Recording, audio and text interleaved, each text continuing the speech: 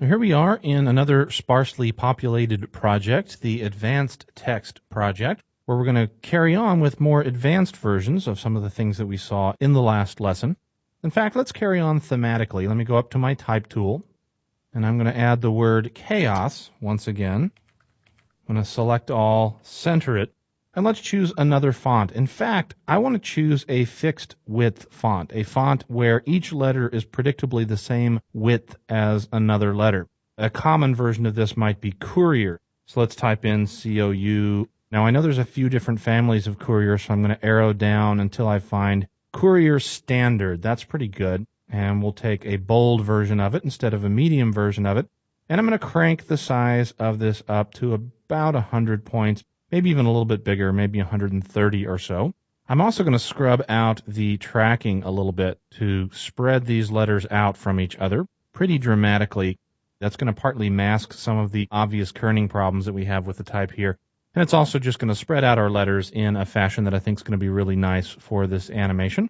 And I'm going to add an animator to this text. And I'm going to add one that we haven't really talked about yet. Let me twirl open our text, go over to my animation pop-up, and down at the bottom of the list, I'm going to choose Character Offset. I'm going to select that, and I'm going to bring my type composition down where we can see it a little more clearly in the timeline at the same time. And when we added our Character Offset, it added an animator, as we've seen before, also a range selector, which we'll talk about in just a second. It also added this extra pop-up here called Character Range that we'll talk about in just a moment. And then it gave us a property to adjust called Character Offset.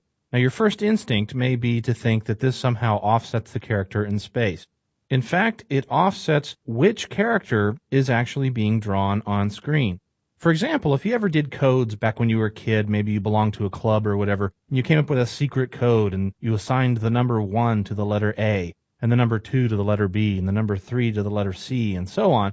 Well, in fact, when a computer is putting a piece of text on screen, it's actually using its own version of that substitution code, where each one of these letters on screen is actually assigned an associated number in this big file that holds not only the letters, but also the numbers and all the special characters that make up any particular font. What the character offset does is it looks at whatever number character we're looking at here. Assume, let's say, that C would be number 3. If we offset that character 1 in the positive direction, that means all of my C's now become D's, all of my H's now become I's, all of my A's now become B's, all of my O's become P's, and everything else in the alphabet also would get shifted over by a single character. Click and drag this offset thing around and you see what looks like cool animated jumbly type on screen. But in fact, this is all being jumbled in a very predictable fashion. Each and every letter is simply being offset. In this case, 29 positive numbers are being added to the previous character. Now the pop-up above here tells us whether or not the characters stay within their own sort of family or not. For example, you might consider a family to be uppercase letters. Another family might be lowercase letters. Another family might be numbers. Another family might be special symbols. Well, when the default setting of preserve, case, and digits is chosen, capital letters will always stay capital letters. Lowercase letters will always stay lowercase letters, and so on. Switch this over to the full Unicode set, and we're going to fairly quickly get out of the land of recognizable characters, and then we'll move on into lowercase, special characters, a lot of missing characters that don't happen to be a member of this font set at all. And by working with Unicode, you can quickly get yourself in a situation where absolutely nothing is going on screen. Now, you may want to work with Unicode if you need to turn uppercase letters into lowercase letters, that sort of thing. But in most cases, when I'm doing this kind of animation, I find that I want to keep preserve, case, and digits turned on, and that way, no matter how far I offset things, it'll always wrap around a capital Z back to a capital A, and so on and so forth when it's jumbling things around on screen. Now, let me set this back to 0 again and hit return. So one way to jumble up the words that you see on screen is just by animating the offset. Well, offset, like any other animator, can also be controlled by wiggle. So if we add a wiggly selector and crank up our character offset here, I don't need to offset things any more than, say, 26 characters, obviously, because that's the number of letters in the alphabet. And if I tap on the space bar, you'll see that the letters are all pretty much wiggling themselves and jumbling themselves all up in a nice fashion. Some of them sort of stop and start, and that's a nice offshoot of the smooth noise that wiggle typically creates. If you want to adjust that, of course, you can go and adjust the wiggles per second up to a much higher value, and then you'll get a much more frenetic action up there and fewer repeated letters. But now that we have this automated jumbling going on here, how do we actually control this in conjunction with our original word? Well, one way to do that is obviously to take the character offset and animate it back down to 0 again. But a much better way is to actually animate the selector that's associated with this wiggle. A wiggly selector is called a selector, but the actual selection controls are in this range selector twirly that I'm going to open up right now. There's a start point, an end point, and an offset value that we'll talk about in just a second. Ditto the advanced values, which we'll talk about in just a second. Now our start value is at 0%. That's over here on the left. Our end value is at 100%. That's over here on the right. Now if you happen to be seeing different values here, if you're seeing 0 as a start and 5 as an end, and no percentages here, that means you've got something changed in your advanced pop-up here. We're going to twirl that open just long enough to see that the units should be set to percentage, not to index for this exercise. So if you've got that set to index, set it back to percentage. That's a default that it will remember, so it's possible that yours is going to come up that way. But we want to be working with percentages. Now the range selectors themselves, the start and the end points, are easily visible here up in the composition window. This left-hand vertical line and right-hand vertical line on the outsides of our type are the range selectors, and they have these dark triangles. If you look really closely, there's a dark triangle in the center outside of each of these range selectors. The right-hand one has one on the right, the left-hand one has one on the left. If you click and drag that, you can actually move the range selector. And as I do, it'll kind of pop from letter space to letter space, and as it does, it's going to reveal our original word. In fact, it's going to spell some other words on the way. Chafe, for example. But if we collapse that all the way over to the right, we're going to end up back with the word we started out with, which is the word chaos. So what's going on here is this selector is telling the animator which letters we want to actually work on. By having only the last couple of letters here now contained by our selector, a quick tap on the spacebar shows that only those letters are now wiggling, leaving the other ones untouched. So by using selectors, you can very carefully choose exactly what portions of your text are being affected by the animators that you set. So let's see how we can use this to actually create an interesting animation out of our wiggling characters. I'm going to take both of my selectors over here to the left, both of them starting, in other words, at 0%. I'm going to set a keyframe for my end point at about 10 frames or so into this. That's pretty good. Click on the stopwatch to start animating. Now let me jump out to around a second or so and animate that back up to 100%. So now, over the first second, our chaos is just going to start one letter at a time until all 5 of our letters are jumbling around on screen. Then at about 2 seconds into our animation, I'll set a keyframe for the start of our range selector, and I will move out another, say, 15 or 20 frames or so, and I'm going to animate now my start point all the way over to 100%. And the result of that, as I scrub through, is chaos sort of wipes on into chaos and then back off again. Now, a fun thing we can do here is take advantage of this complete chaos that we see on screen to actually swap the words that we're spelling. And as long as we stick with 2 words that are made up of the same number of letters, this should work really well. And if I scrub up to the top of our screen here to our source text, I'll click on the source text stopwatch to start animating it. You'll notice it sets a hold keyframe because there's no way for it to smoothly interpolate between 2 different words. But it does at least allow you to change the words, and while we're in the middle of this jumble on screen, if we decide to change the word, it's just going to look like another part of our little jumbled mess here. So I'm going to go in and select all of this text. The text is being acted upon by the wiggle command, so even as I type in my new word, order, O-R-D-E-R, it's not going to look like that on screen because the word that I just typed in is in fact being wiggled. But it's there, so if I hit the Enter key on the numeric keypad to accept our changes and tap the space bar, now as the new word wipes back on screen, in fact, the word order is spelled out of a jumbled chaos. So there we go, chaos into order. So not only is this kind of cool, but it's also the way I would recommend that you try to animate from one set of letters to another. Use wiggle to jumble them up, and then in the middle of the jumbling, switch from one word to another by animating the actual source text. You do have a brute force way of doing it if you're patient. Let me just delete all of the keyframes down here and close down my range selector, get rid of my wiggly selector, and also get rid of the character offset property altogether. I can get rid of this character range as well. Let's talk about animating character value and see what that means. We'll just touch on this because it's a lot harder to work with than the offset value is. Let's select that. Now, character offset starts with the original assigned index value of each letter that you see on screen. And when character value is set to 0, it in fact leaves everything where it started from. But as soon as you adjust this value, things on screen start to get kind of wacky. In fact, I have to get up to the 30s or so before I start seeing any characters at all. And what I'm doing actually is I am choosing the Unicode number that corresponds to each and every character in this font set.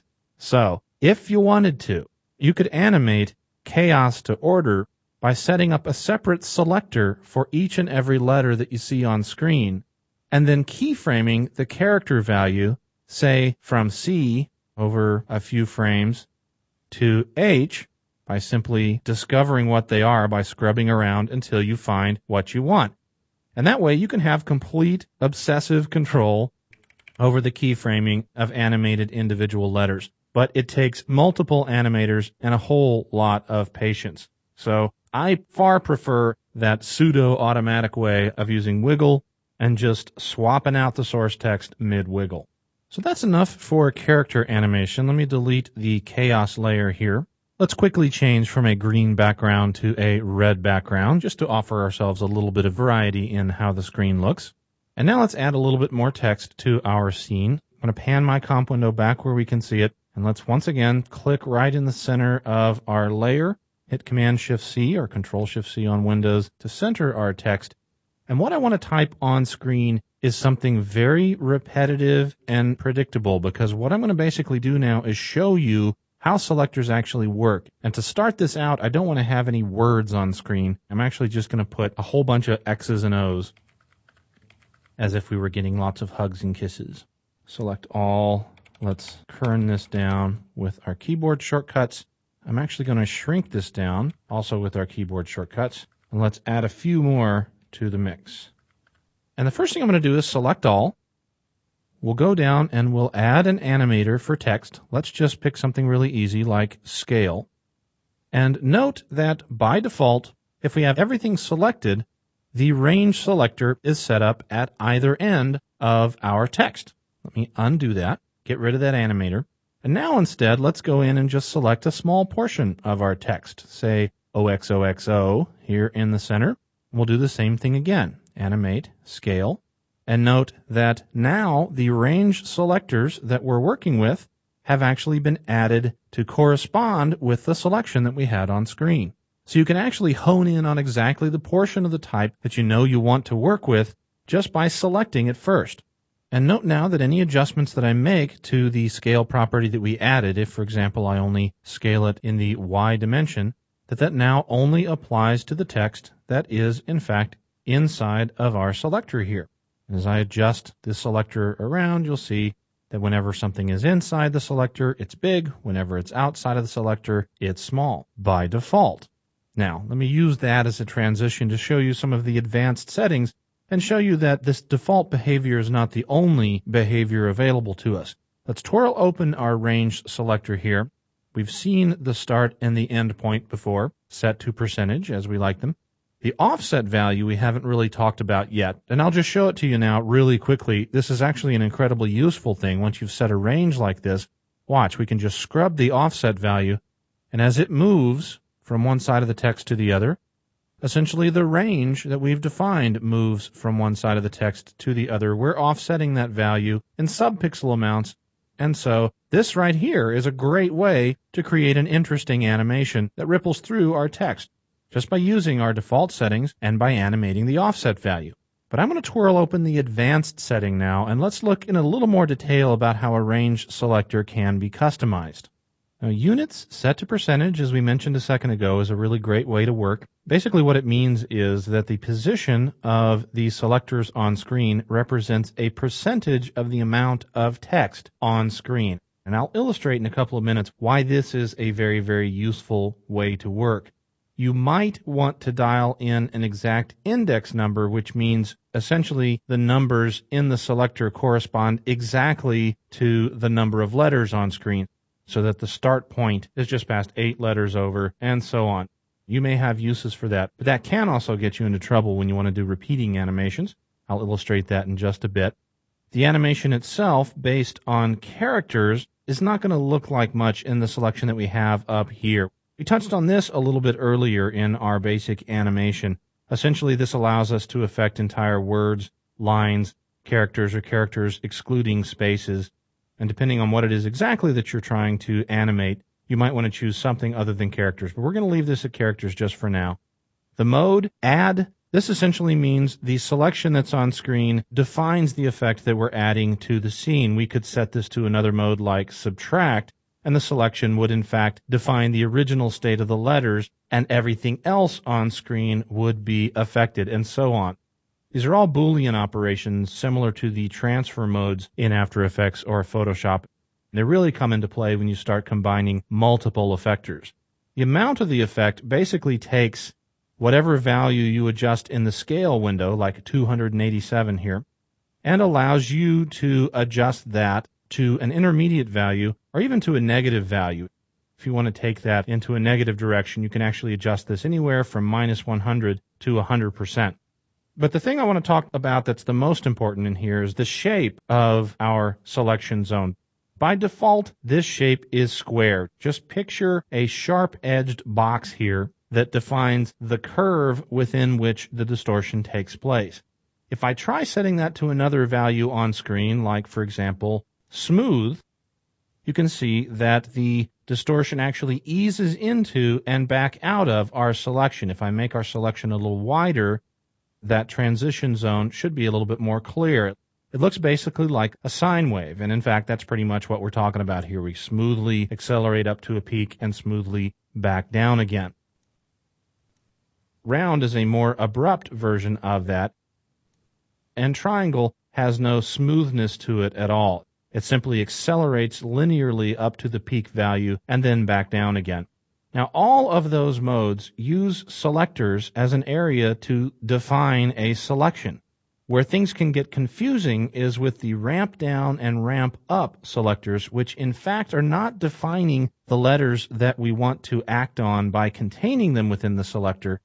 The selector actually becomes the transition zone between one kind of an effect and another. For example, if we choose ramp up, the selector zone now essentially becomes a transition period where we ramp up from the unaffected text to the affected text.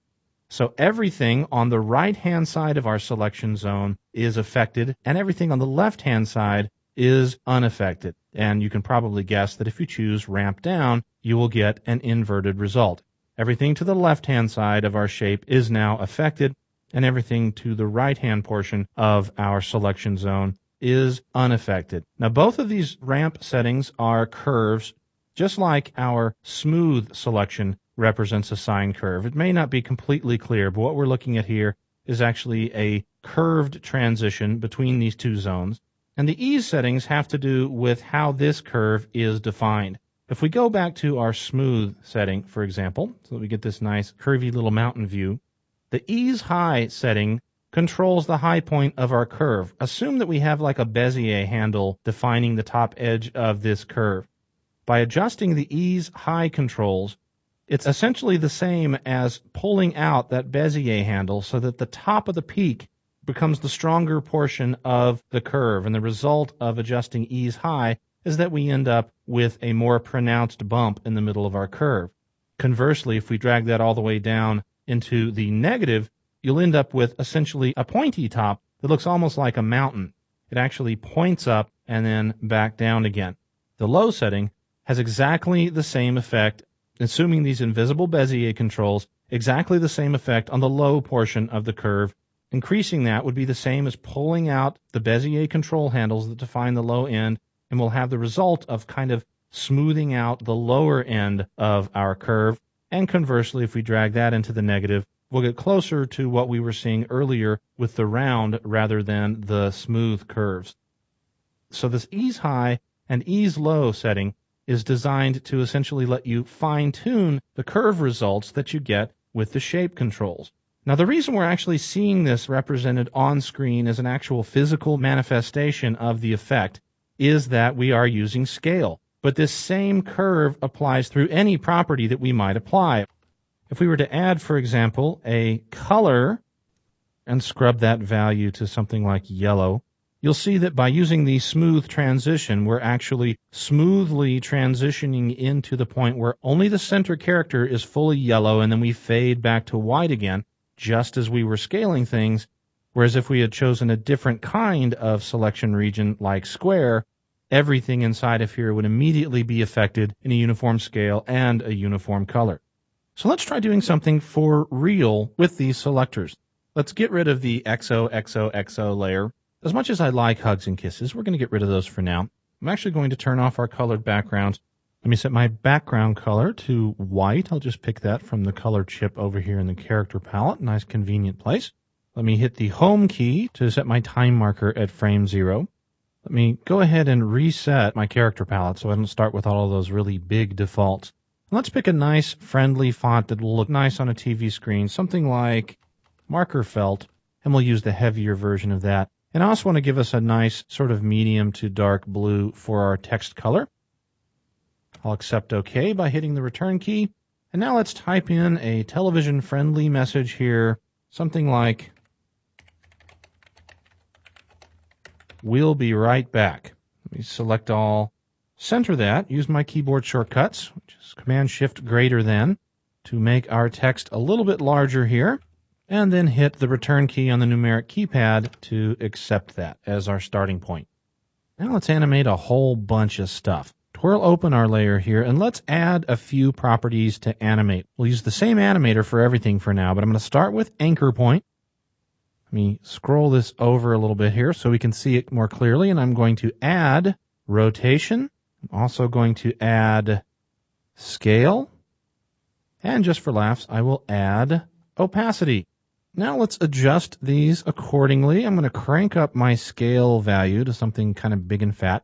I'm going to bring my anchor point down a little bit, although we're actually going to be animating this in just a second, so I'm not going to leave it here. I'm just going to bring it down so that we can see things a little bit more clearly.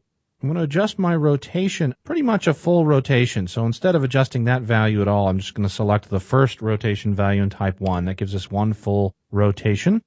And for opacity, I'll take that down a ways so that our text will fade in, rotate in, scale in from, say, about 200%, and fly in from the top of the screen. I'm going to adjust this value now until my type disappears off of the top.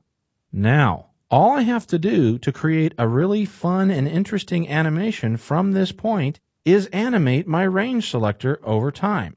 If I twirl open my range selector and set a keyframe at the start point of 0% here at 0 frames and move out a ways to something like 6 seconds, and at that point change my start value to 100%, essentially what's going to happen if I jump back to frame 0 here and we pan down in the screen, what's going to happen is I'm basically going to be animating my selector from having all of the letters selected to having none of the letters selected. And as it smoothly animates from one end to the other, it's going to give these letters permission to animate from their animated point, which has their anchor point moved up here, which is scaled up, which is rotated. And the result is these things are going to rotate around an animated anchor point down here into position. And the results should look really cool. If we just tap the space bar here, you'll see what I'm talking about here. Each individual letter spins down into place one at a time as our animator moves from one side of the screen to the other. And really, to sell this effect, let's add motion blur to that as well. I'm actually going to move our start keyframe out to about 8 seconds instead to slow down this animation a little bit. Let's generate a quick RAM preview and see what that looks like. And it looks like this. Zip, zip, zip, zip, zip, zip, zip. Now this is very, very cool. We could speed it up to make it come on screen a little bit more quickly. But the faster we make it, and I'm just going to move down here right off screen, you can't see it. If I drag this keyframe out to only 4 seconds or so, the faster we make it, the faster the letters come on screen, which is fine, but they're still only animating themselves one at a time. I think a better way to sell this effect would actually be to have several letters sort of chasing each other and visible on screen at the same time instead of this one at a time kind of thing here, which is interesting enough. Zip, zip, zip, zip, zip. But still might be better if we were seeing several letters at the same time. So instead of using our square-shaped selector, let's try using one of our ramp selectors and the offset command to actually let several letters come on screen at the same time. So let's actually get rid of our animated start keyframes here. I'll select them both and delete, and that'll put everything back off screen again. And in my range selector, instead of using the square-shaped selector, let's try ramp up. And there immediately we see we're getting something a little bit nicer as we get a whole bunch of letters all on screen at the same time. That's really nice. Now, they're not animated yet. It looks like we're catching things in mid-motion here, but in fact, this is simply the shape of the wave. If we look closely at our comp window, you'll see that we have access to our selectors, but they're actually kind of distorted in space based on the angle of the letters, etc., that they're connected to. So dragging those in the comp window can get very, very confusing very, very quickly. Let me undo that. And instead, let's take a look down here in our timeline and adjust our start position to something like maybe 40% and our end position down to something maybe like 60%. And now watch what happens when I scrub the offset value. As I scrub it into a negative value, all of our letters are going to disappear off screen left, because essentially I'm scrubbing the ramp between affected and non-affected letters. I'm scrubbing those off to the left. And if we now set a keyframe for offset somewhere close to the beginning of our comp and now scrub a little bit later, somewhere down to maybe 6 seconds or so, and crank that offset value over until everything is now on screen, we've now accomplished exactly what we were looking to do before, which was to bring our text on screen, but to have more than one letter animating at the same time. And we did it by changing the shape of our wave from a square to a ramp and animating the offset value instead of animating the start or the end point of our wave. Let's take a look at what that looks like previewed into RAM. Well, it looks pretty great. And at this point, we can really speed up this effect now just by dragging our second keyframe over, the offset value over, and now we can adjust the timing of this to happen much more quickly over just under 4 seconds instead of almost 7. So really cool, nice, complex animation accomplished really with only 2 keyframes in the timeline. Only 2 keyframes. All we did was keyframe the offset value, and all of this other stuff is going on screen as After Effects interpolates from one state to the other. Now let's see what else we can do if we mix more than one range selector on the same set of type. I'm going to delete our offset here. I'm going to reset quite a few things on screen here. So we're starting more at a neutral place. So I'll go back to our square wave as a start point. And I'm going to go down here and select all of these properties, anchor point, scale, rotation, and opacity. I'll right-click on those properties and reset them. So that brings everything back on screen, and we'll also reset our selectors. Oops, I think I probably have my offset value set to something other than 0, so I can't get all of my selection on screen. All right, so we've brought ourselves back to a completely neutral place. Let's try another animation. First of all, let's go down here and adjust our anchor point so that it's in the center of our letters. We're going to want our letters to kind of grow up from the middle instead of from the baseline. Let's give ourselves a really big scale, and the scale can be symmetrical, that's fine, but a nice big fat scale. I'm going to take the opacity down to almost nothing during the course of this scale.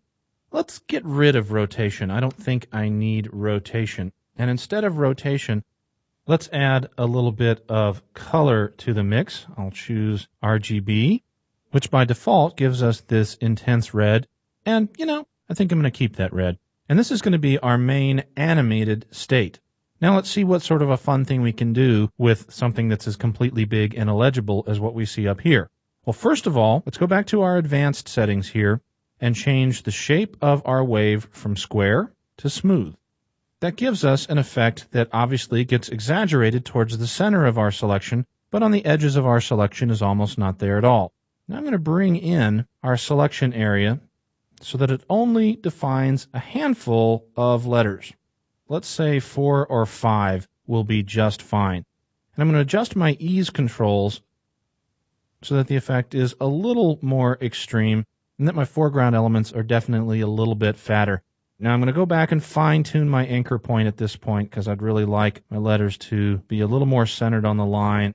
And I kind of centered them based on them being capital letters, but I in fact needed to center it more in the bottom portion since we have these descenders here and ascenders in our lowercase letters. So that's going to look a little bit better. And now I could play with my offset values if I wanted to have this animation work its way through our text, which would be kind of cool. So that's essentially what we're going to do. But I'm going to do something else here as well. I'm going to combine another animator with this animator and use the two together to create an interesting effect. I'm going to add another animator, but I'm going to neaten up things a little bit on screen first of all. I'm going to get rid of a lot of this advanced junk down here that we don't need to see. And in fact, I'm going to get rid of some of these other things. I'm going to do this with a new keyboard shortcut in After Effects 6. I'm going to select these 3 properties, which I know I want to work with. And then I'm going to type the keyboard shortcut SS. And what that's going to do is solo these selected properties on screen and make everything else go away. SS. And now all we've got visible down here in our timeline is those 3 properties that I had selected. That's a really, really great keyboard shortcut for keeping things neat. And now let's add another animator. The second animator is completely going to be about scale. Now the second animator is added by default around our entire text block up here, but I actually want this animator to exactly follow the range selector of our first animators. So I'm going to use expressions for that. I'm going to twirl open the start, end, and offset of this animator, and I'm going to hold down the Option key and set an expression for our start position, and pick whip that up to the start position of our range selector 1. Hit return. I'm going to set an expression for our end position by Option clicking on the stopwatch, Alt clicking on Windows, which automatically generates an expression. I'm going to pick whip that up to the end position of our first animator and let go. Hit return. And now I'm going to do the same thing for the offset property. I'm going to set an expression for that and pick whip that to the offset property of our previous range selector. You'll notice when I let go of that one, it actually popped the expression back into view on screen. That is also a new feature of After Effects 6 to make sure you can always see what you're doing with expressions. Even when you pick whip something far, far away in the timeline, it always pops back down to the layer that gets the expression. So I'm going to hit the Enter key again, and now we can see these 3 values are being controlled by the start, the end, and the offset values of the first range selector that we put in there. So let me close these values down. And now so I can really see what I'm doing with this animator, I'm actually going to turn off the eyeball of our first animator. When I turn its eyeball off, we cease to see its effect in the timeline window up here, and we can instead concentrate on the effect that we're going to be generating with animator 2. And that effect is I'm going to use it to scale our text absolutely down to 0. Now under my advanced settings, I'm going to need to change my shape from square to ramp up. And that means anything to the right of my selection zone now is going to be scaled down to nothing, and anything to the left is going to be its normal full self. I'm also going to adjust my ease controls to make sure that our type stays fully visible, fully sized, as close as it can as possible to the end of this selection zone, while still borrowing these other selectors from our previous animator. And that's all I need to do. Let me twirl down this range selector, turn back on the eyeball of my first range selector. Now watch what happens when I scrub our eyeball here. Not only does this range define the blobby colorized text as we move along, but that second animator that we created gets rid of all of the text to the right of our blobby area. So now if I drag my offset point all the way off left, go back to frame 0, set a keyframe, and move forward about 2 seconds in our timeline and crank our offset value off to the right, Once we get to about 60% or so, we have now completely wiped our text on screen. And if I just go a little bit beyond that and hit the N key to set the end point of a work area, we can RAM preview that real quick and see a really nice animation where our text just blobs itself on screen in a nice, fun way.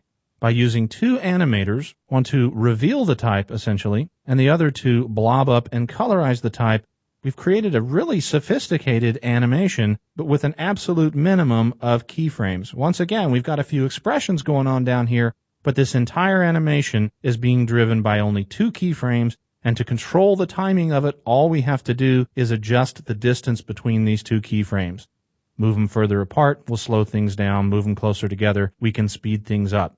But this is an excellent point to talk about why we want to use percentages in our range selector and not use index values. Right now, we have approximately 20 characters on screen. And this animation, if we had our range selector set up in our advanced settings to be based on the index rather than based on percentage, you would see that the start and the end values are directly related to the number of characters on screen, not to the percentage values on screen. But because we have things set to percentage, meaning the amount of text that we see on screen, if the client now comes to us and says, well, this is great, that's a beautiful animation, but I don't want it to say, we'll be right back. I want it to say, we'll be right back after these messages. So now what do we do? Now what do we do with our whole animation? Well, it turns out our animation is based on the percentage of text on screen, not based on the number of letters on screen. So because of that, we can change the text that we see on screen. And even though we have a lot more text, the animation automatically adjusts itself to accommodate all of the extra type. Now you may also notice that because our sample range was based on a percentage, we're now sampling a lot more text than we were before, but that's no big deal. We haven't animated our start or our end point, and both of our regions are being controlled by the same one because we've attached them together with expressions. So now all we have to do is fine-tune our selection. After adjusting the length of our text, just adjust our start position of our selection zone, and everything now looks exactly as it should. So by stacking selectors on top of each other, by really understanding how the different selectors work together, you can accomplish some really incredibly sophisticated text animation. So there's one last thing I want to show you before we leave our lesson on text, and it has to do with audio. Now there's a cool new feature inside After Effects 6 that basically replaces functionality that used to be available to us through Motion Math. But Motion Math is gone. Motion Math is dead. It's been replaced by expressions. The only reason left to use Motion Math was to generate keyframes from audio. Well, it turns out you can do that now with a keyframe assistant, and this is as good a place as any to show you how it works. I have here an audio track. If I preview that real quick,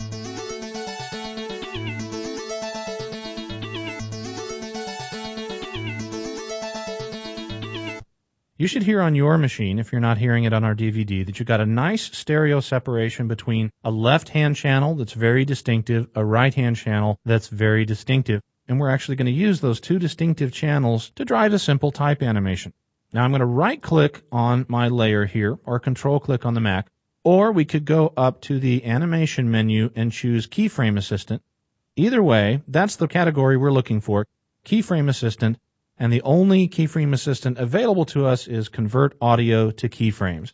It's a completely automatic process. A null object has now been added to our scene. Here it is. You can see it. It's a null.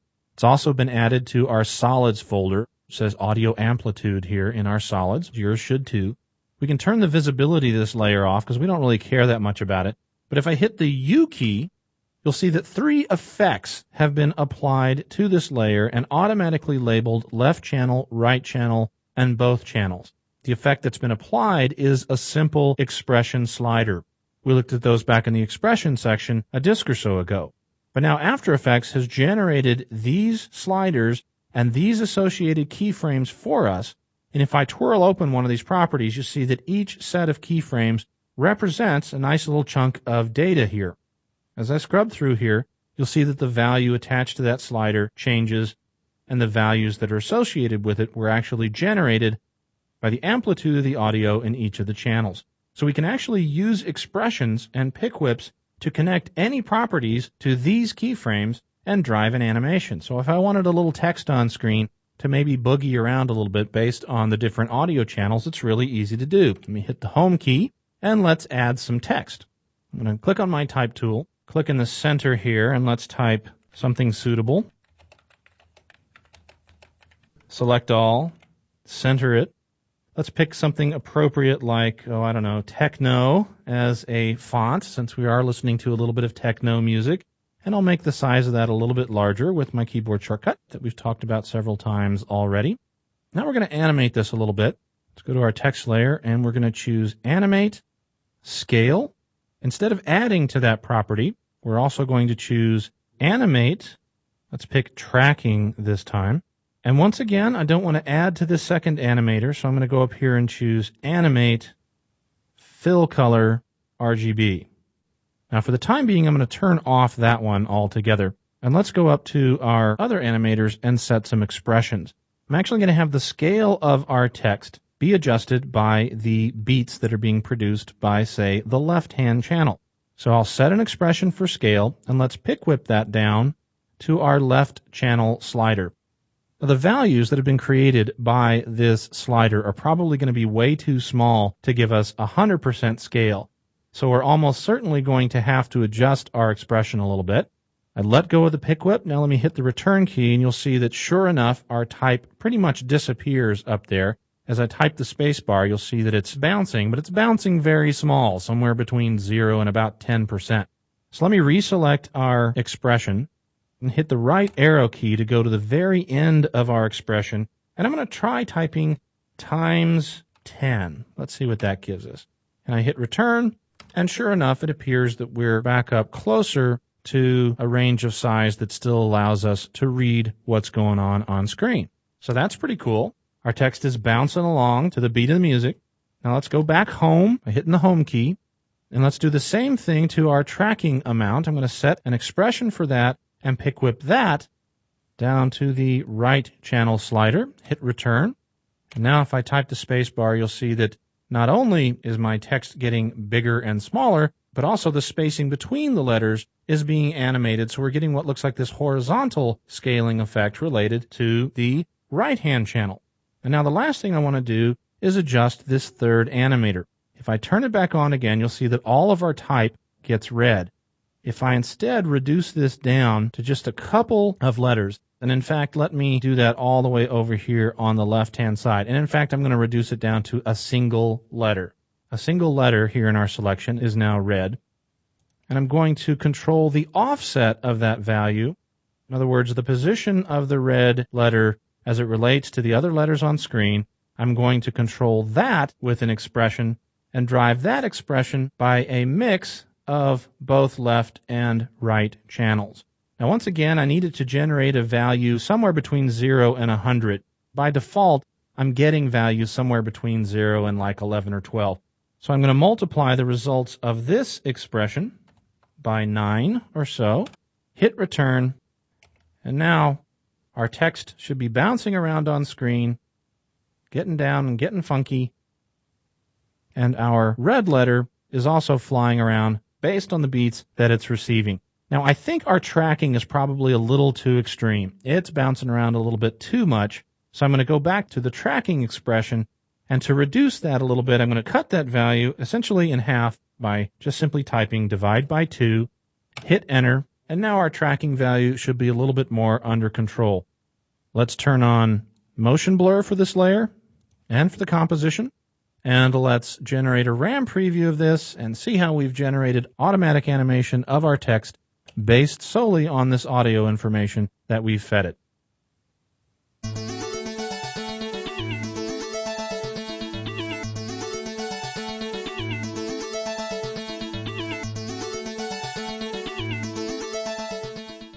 So there we have it. At this point, we could adjust things even more if we wanted to. We could, for example, take our animator number 3, and instead of just adjusting the fill color, we could also adjust its scale so that the letter that's dancing around also grows a little bit as it moves around, and so on and so forth. Basically, the sky's the limit. You can pretty much play mix and match with this stuff now. Hopefully you have a good understanding now of how text works, about how the selectors work, about how you can animate these selector values or the offset values to isolate certain values on your text to create really complex animations. And hopefully you're comfortable enough now with expressions and audio to mix and match and experiment and create some really, really interesting, fun, and funky animations.